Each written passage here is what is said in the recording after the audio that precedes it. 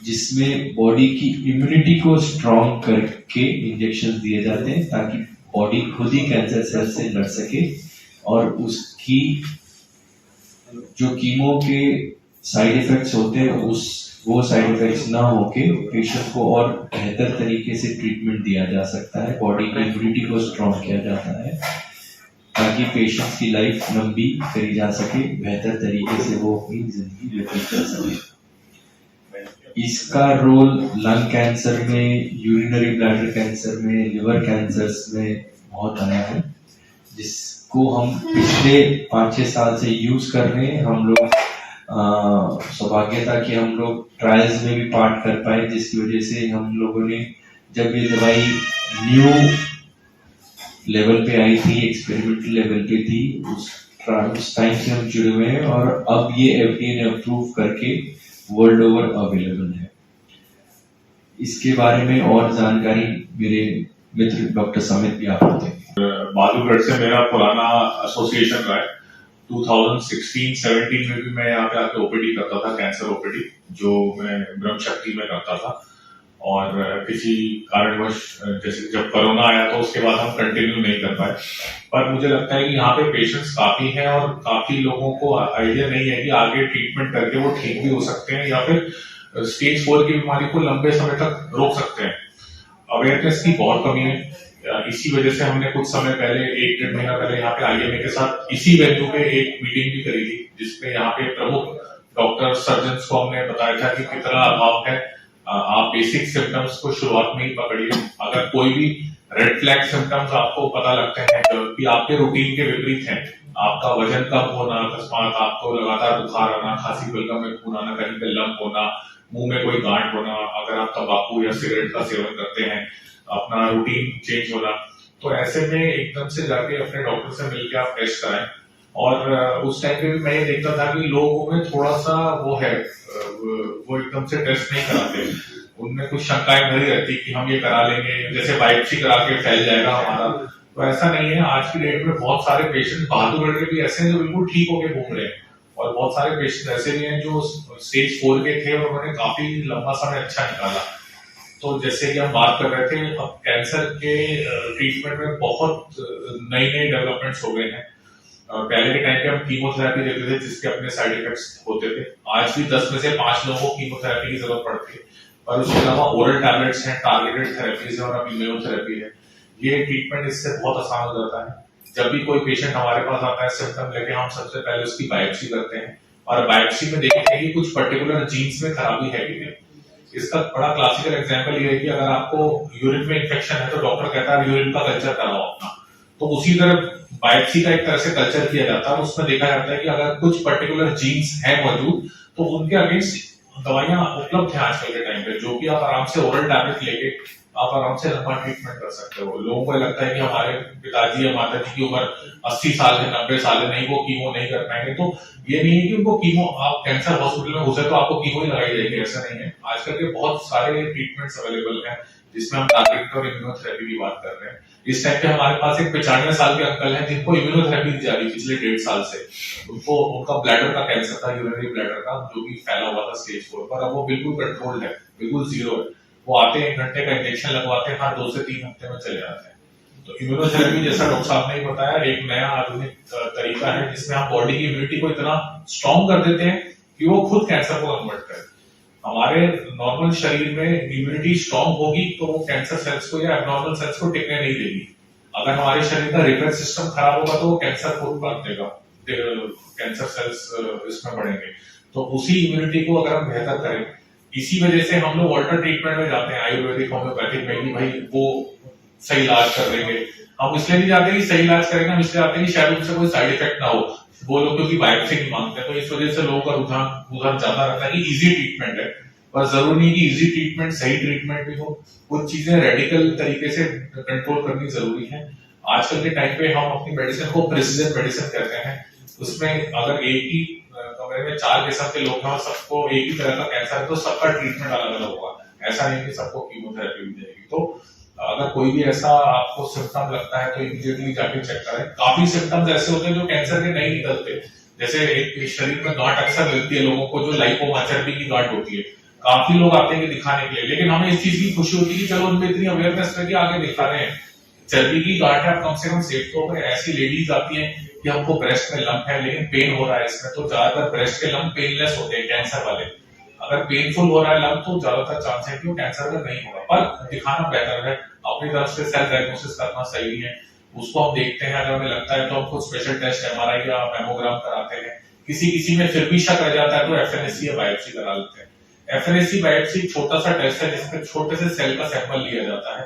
कभी ऐसा नहीं होगा कि अगर हमने सैंपल लिया बायोप्सी ली तो वो सोया शेर है, वो जाग गया या फैल जाएगी बीमारी, ऐसा नहीं है। ये सब मिथ्याएं होती हैं। हमारे पिछले 15 साल में हमने कोई ऐसा कैंसर नहीं देखा जो बायोप्सी करने से फैल गया हो। तो अगर कोई भी सिम्टम है तो इमीडिएटली मिले, प्रॉपर तरीके से उसको इन्वेस्टिगेट कराएं, और बहुत अच्छे ट्रीटमेंट आजकल के टाइम पे अवेलेबल है। ज्यादा तो आपको दिखाने की जरूरत है। उससे पहले तो आपने खांसी का इलाज ले लिया, वायरल का इलाज ले लिया, लोअर रेस्पिरेटरी ट्रैक्ट है उसका ले लिया, टीबी का। आजकल के टाइम पे टीबी भी इतनी मल्टी ड्रग रेजिस्टेंट आ गई है कि वो कैंसर से भी खराब है। कैंसर में आपके साथ वाले को कैंसर थोड़ा होगा आपसे, लेकिन टीबी में तो सबको घर टीबी में देखा जाएगा घर वाला। तो अगर कोई भी ऐसी चीज है, परसिस्टेंट सिम्टम्स 2 हफ्ते से 3 हफ्ते से ज्यादा है जिसका कोई रीजन नहीं मिल रहा, तो इमीडिएटली उसमें कैंसर का टेस्ट कराने की जरूरत होती है। इसके अंदर एक चीज और है कि अगर जैसे कोई स्मोकिंग करता है, वो रेगुलर स्मोकिंग कर रहा है, उसको खांसी है, ज्यादातर उनको एस्थमा रहता है, सीओपीडी रहता है, वो पंप ले लेते हैं, दवाइयां ले लेते हैं, लेकिन वो खांसी उनकी ठीक नहीं हो रही, परसिस्टेंट रह रही है, तो अपने डॉक्टर साहब के पास जाके चेस्ट एक्सरे कराएं या सीटी स्कैन कराएं, तो उससे हमें पकड़ में आ सकता है। अब जैसे लोग तंबाकू खाते हैं या सुपारी खाते हैं तो उनको मुंह में अगर छाला हो जाए, अब ज्यादातर छाले सभी को होता है, आपको मुझे सभी को होता है, लेकिन वो 5, 7, 10 दिन में ठीक हो जाता है। मल्टीविटामिन की दवाइयां लेते हो, थोड़ा वो लोशन लगा लेते हो, जेली लगा लेते हो, लेकिन वो छाला ठीक नहीं हो रहा, 1 महीना हो गया वो छाला बढ़ता जा रहा है, तो आपको जाके डॉक्टर साहब को दिखाना चाहिए, मेरा छाला ठीक नहीं हो रहा। तो उसमें अगर लगता है हमें तो हम उसकी बायोप्सी करते हैं, या देखने से भी पता लग जाता है कि ये कैंसरस है कि नहीं। तो इस चीजों से अर्ली साइन एंड सिम्टम से हम उसको पकड़ सकते हैं। जैसे कोई लेडीज है जिनको ब्लीडिंग हो रही है, उनको मेंसेस के सिवा भी ब्लीडिंग हो रही है, तो क्यों हो रही होगी, वो ब्लीडिंग किस वजह से है? तो कोई उनको बच्चेदानी की उसमें कोई गांठ है, कोई योनि में दिक्कत है, कोई वहां से गांठ से ब्लीडिंग हो रही है, तो वो जाके दिखाएं। वो शर्मा शर्मी में, स्टिग्मा के चक्कर में दिखाते नहीं है। इंडिया में most common cancer after breast cancer is cervical cancer, जो कि प्रिवेंटेबल कैंसर है। अगर आप रेगुलरली अपना पैप स्मीयर कराते हैं, रेगुलरली गायनिकोलॉजिकल चेकअप कराते हैं, तो आप इस चीज को जल्दी पकड़ सकते हैं और उसका टाइमली इलाज करा सकते हैं। मतलब होता है कि कैंसर सेल के अंदर या उसके बाहर, उसकी लेयर के ऊपर कुछ हमें टारगेट्स मिल गए जिनको हम पकड़ के फोकस कर सकते हैं। तो जैसे एक तो होता है कि बॉम्बार्डिंग करना, बम फेंकना, तो वो कीमोथेरेपी है, और टारगेटेड थेरेपी स्नाइपर की तरह काम करती है कि भीड़ में वो सिर्फ उसी को मारेगी, तो वो टारगेट कर लेती है कैंसर सेल को। तो ऐसे में छोटे मॉलिक्यूल्स, ओरल टैबलेट्स होती हैं जो भी दी जा सकती है, और इंट्रावीनस इंजेक्शन भी होते हैं जो भी टारगेट थेरेपीज ही होती हैं। तो ये जाके सिर्फ कैंसर सेल्स को मारते हैं, इसलिए इनकी अदर बॉडी के बाकी पार्ट्स के साइड इफेक्ट्स नेग्लिजिबल होते हैं। काफी कॉस्टली माना जाता है कैंसर का जो इलाज है, उपचार है, काफी कॉस्टली माना जाता है। सबको ना जांच करानी चाहिए। वो बहुत सारे लोग तो इस वजह से जांच नहीं करा पाते कि वो काफी महंगा पड़ेगा, इतना पैसा कहाँ से लाएगी। तो क्या इलाज में जो इसमें बहुत कमी आई है। एक ओरल दवाई ऐसी है जो आज से 3 महीने पहले 90,000 पर महीने की आती थी, 90,000 पर मंथ की थी, और अभी 3 महीने से वो 5,000 पर मंथ की हो गई है। तो ऑप्शंस बहुत सारे हैं। ऑप्शन ऐसे भी है कि कुछ पर्टिकुलर दवाई फायदा करेगी, उसके ऊपर कुछ और दवाई ऐड करोगे तो और ज्यादा फायदा करेगी, लेकिन एटलीस्ट आप बेसिक दवाई तो उसकी कॉस्ट इतनी ज्यादा नहीं है। एवरेज कीमोथेरेपी की कॉस्ट आजकल के टाइम पे हर 3 हफ्ते में 15 से 25 से 30 हजार तक पड़ती है। तो लेकिन वो ऑप्शन से डिस्कस करने की जरूरत है। सिर्फ मन में ही बैठा रहेगा कि नहीं जी बहुत महंगा है तो कुछ नहीं। डॉक्टर की कंसल्टेशन आजकल 1,000 रुपए की, और हेयर स्टूडियो में बाल कटवाने जाओ तो 2,500 के पड़ते हैं वो। तो मेरे हिसाब से जो चीज आपकी जान बचाने वाली है वो ज्यादा इंपॉर्टेंट है। आपको जाके 50 रुपए में भी कट जाते हैं वो मिल जाता है, ऑप्शन मिल जाता है। अगर किसी को बिल्कुल ही ये है कि नहीं कर सकते तो वो सरकारी ऑप्शन तो बहुत सारे हैं ना, ऑल इंडिया इंस्टीट्यूट, सफदरजंग, सब जगह जा सकते हैं। डॉक्टर साहब, छोटे बच्चे भी इसके अंदर जो विशेष कारण से उनका कोई डीएनए खराब होता है जिसकी वजह से उनके अंदर कैंसर होता है। हालांकि उनका डीएनए टोबैको या स्मोकिंग या अल्कोहल की वजह से नहीं खराब होता, वो किसी और रीजन से खराब हो सकता है कि वो जब प्रेग्नेंट थी मदर, उन्होंने कोई ऐसी दवाई ली जिसकी वजह से हुआ, या फिर उनका खान पीन में ऐसा रहा हो। We don't know a particular cause, कोई वायरल इन्फेक्शन रहा हो जो हमें नहीं पता, जिसकी वजह से वो डीएनए डैमेज हुआ हो। तो वो साइंस अभी भी कोशिश कर रही है कि बच्चों में कैंसर किस वजह से होता है, लेकिन हर एक में कैंसर कोई ना कोई डीएनए या जीन खराब होने की वजह से होता है, चाहे वो स्मोकिंग से खराब हो, चाहे अल्कोहल से हो, चाहे किस्मत से खराब हो। बहुत से लोगों में किस्मत की वजह से भी खराब होता है, उसका कारण अभी हमें नहीं पता। हो सकता है 5-6 साल 10 साल बाद हमारी रिपीट प्रेस कॉन्फ्रेंस हो तो उसमें हम आपको बता पाए कि किस पर्टिकुलर कारण से ऐसा हुआ है। डॉक्टर साहब, परिवार में पुरानी हिस्ट्री है तो क्या वो अगली पीढ़ी में भी इस तरह के ट्रांसफर हो सकते हैं? लेस देन 5% ऐसे कैंसर्स होते हैं जो फैमिली में रन करते हैं, जो भाई दादी नानी को हुए हो तो नेक्स्ट जनरेशन की लेडीज को हो सकते हैं। उसके लिए हम स्पेशल टेस्ट कराते हैं जिसको BRCA1 and 2 जीन कहा जाता है। तो उस टेस्टिंग से और भी अब नए टेस्ट आए हैं जिनको जेनेटिक टेस्ट कहते हैं, वो टेस्ट कराने से हमें पता लग सकता है। लेकिन majority of the cancers inherited नहीं होते कि भाई किसी फैमिली मेंबर को है तो नेक्स्ट फैमिली मेंबर को, लेकिन CA ओवरी और CA ब्रेस्ट, कुछ कैंसर्स, कुछ पर्टिकुलर CA ब्रेस्ट और कुछ पर्टिकुलर CA ओवरी ऐसे कैंसर हो सकते हैं जो कि फैमिली में रहते हैं, सारे नहीं होते। सर मेन तो है अवेयरनेस, कि लोगों को अवेयरनेस होनी चाहिए। जब मैं पहले ब्रह्म शक्ति में आता था तो वहां पे ओरल टैबलेट्स कीमो से इलाज हो रहा था सबका। जब हमें लगता था कि इनको ऑफर किया जाएगी IV कीमो ले लो तो लोग हाथ खड़ा कर देते हैं कि हम नहीं लेंगे। तो ये है कि लोगों को आइडिया होना चाहिए कि ऐसी दवाई भी एग्जिस्ट करती है और आज के टाइम पे अवेलेबल है।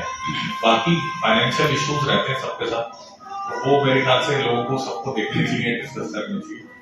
कैंप्स लगाने के लिए भी हम तैयार हैं आगे, पर कैंप्स फिर स्पेसिफिकली कैंसर रिलेटेड कैंप्स हो, वो डायल्यूटेड कैंप्स ना हो कि चलो जी गैस है तो दिखा लेते हैं, चाय मिलेगी चले जाते हैं।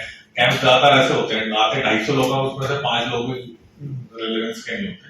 तो कैंप्स वी कैन डू, हमारी तरफ से कोई दिक्कत नहीं, बट मेन पर्पस हमारा अवेयरनेस का था। यहाँ के डॉक्टर्स की एक लॉबी बड़ी अच्छी है जिसमें काफी प्रोमिनेंट डॉक्टर्स हैं और वहां से पेशेंट्स आते भी हमारे पास। पर हमें लगता है कि और लोगों को अवेयर करना, स्पेशली डॉक्टर्स को, एक तो लोगों को खुद अपने में अवेयरनेस होनी चाहिए कि भैया हमें दिक्कत है तो हमें इमीडिएटली मिले डॉक्टर से, और डॉक्टर को भी होना चाहिए। कई लोकल फिजिशियंस वो सिम्टम्स को नहीं आइडेंटिफाई कर पाते, तो पर्पस ये भी था कि उनको भी और वो करना कि भैया आपको आइडेंटिफाई करो ऐसी चीजों को और जल्दी डायग्नोस करो। कैंसर ना बेसिकली आपकी बॉडी में जब भी जेनेटिक चेंजेस आएंगे उससे होगा। आपकी बॉडी के जो जीन्स के चेंजेस हैं, हमारे शरीर में जब से हम पैदा होते हैं जीन्स में चेंजेस आने लग जाते हैं। हमारा सिस्टम उसको रिपेयर करेगा तो कैंसर नहीं होगा, रिपेयर नहीं कर पाएगा तो कैंसर होगा। वही मरीजों ज्यादा स्ट्रेस, आपका खाना पीना, आपकी poor air quality, poor water quality, ये सारे रीजन। आजकल फसलों में इतना पेस्टिसाइड डलता है, अब कितना पेस्टिसाइड परमिसिबल है, कितना उसमें डल रहा है, वी डोंट नो, हमें नहीं पता। हम लोग खुद ऑर्गेनिक फार्मिंग तो कर नहीं सकते, हम अपने खेत लेके नहीं कर सकते। तो उन खान पीन में इतनी दवाइयों का मिक्सचर है, पोल्यूशन इतना है, स्मोकिंग इतनी ज्यादा हो गई है, बच्चों में स्मोकिंग इतनी कॉमन हो गई है, टोबैको का सेवन इतना कॉमन हो गया है, स्ट्रेस लेवल हो गया। BPO इंडस्ट्री में लोग जब सोने का टाइम है 11 से 6 बजे तक वो काम करते हैं, सुबह जब जगने का टाइम है तो उस टाइम सोते हैं, तो बॉडी का सर्कैडियन रिदम खराब हो जाता है। तो ये सारे हार्मोनल चेंजेस की वजह से बॉडी रिपेयरिंग मैकेनिज्म खराब हो जाता है, जिसकी वजह से कैंसर इतना कॉमन हो गया आजकल। इसलिए हम कह रहे हैं कि आपको रेगुलर अपना चेकअप कराना है। चेकअप कराने में कोई हर्ज नहीं है, कैंसर निकलेगा तो बात की बात है। अब जरूरी नहीं कि सारे कैंसर के इलाज महंगे हो। अब सरकार आई है, उन्होंने DPCU के अंदर सारी दवाइयों पे कॉस्टिंग लगा दी है, जैसे कार्डियक स्टेंट पे लिमिट लगी, इसी तरीके से कीमो की दवाइयों पे भी लिमिट लगी है। तो वो सारी चीजें अब एक अफोर्डेबल रेंज के अंदर आ गई। जो ये नई दवाइयां आई हैं, ये और 2-3 साल में और अफोर्डिंग रेंज में आ जाएगी। Immunotherapy, target therapy. इंडिया क्योंकि डेवलपिंग कंट्री है, थर्ड वर्ल्ड कंट्री, तो इन दवाइयों पे कंपनीज भी पेशेंट असिस्टेंस प्रोग्राम देती है कि आप एक बार खरीदेंगे अगली बार की फ्री मिलेगी। यही दवाइयां US UK में यहाँ से 10 गुना ज्यादा मिलती है। यहाँ जो दवाई 1.5 लाख की मिलती है, वो दवाई 15 लाख की मिलती है, क्योंकि वो सारा इंश्योरेंस बेस्ड है। तो ये चीजें और टाइम के साथ सुधार हो रहा है और हो भी जाएगा। जो आपका सवाल था अभी अफोर्डेबिलिटी का, इसके लिए मैं बता रहा हूँ। तो सब ये शुरू में तो 3 महीने के लिए दी जाती है, उसके बाद स्कैन करके देखा जाता है कितना फायदा है।